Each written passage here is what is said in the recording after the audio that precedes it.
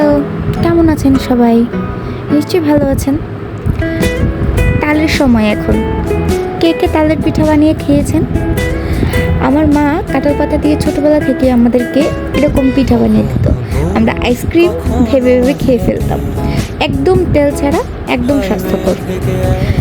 তো দেখেন, তালটা এখানে সামান্য লবণ দিয়ে জল দিয়ে ভিজিয়ে রেখেছিল, তারপর চেলে নিয়ে বেঁধে রাখবে যেন তালের যে পানিটা আছে সেটা যেন ঝরে যায়, এতে করে তালটা আর পিতা লাগে না।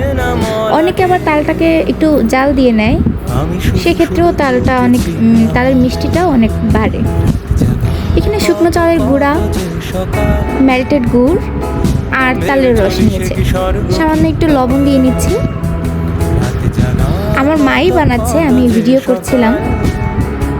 আসলে মা যেভাবে পিঠা বানায়, মায়ের পিঠা সবচাইতে বেস্ট। কীভাবে যত পারফেক্ট হয়। তারপর দিয়ে দিচ্ছি গুঁড়ো দুধ। এগুলো মায়ের সিক্রেট রেসিপি। এখন এই যে সেই আইসক্রিমের কোন, এখন এখানে অল্প অল্প করে দিয়ে দিতে হবে সেই তালের পেস্টটা। আমরা রাইস কুকারে এরকম ভাপ দিয়ে নিচ্ছি, আপনারা চাইলে পাতিলের মধ্যে কাপড় বেঁধে তারপর দিয়ে দিতে পারেন। অনেকে আবার যে সরা পাওয়া যায় ছিদ্র করা, সেই সরাগুলাতেও এরকম করে ভাপা পিঠা যেরকম বানায় সেরকম ভাপ দেয়। আমাদের কাছে এখন রাইস কুকার আছে, আমরা সেটা দিয়ে দিলাম।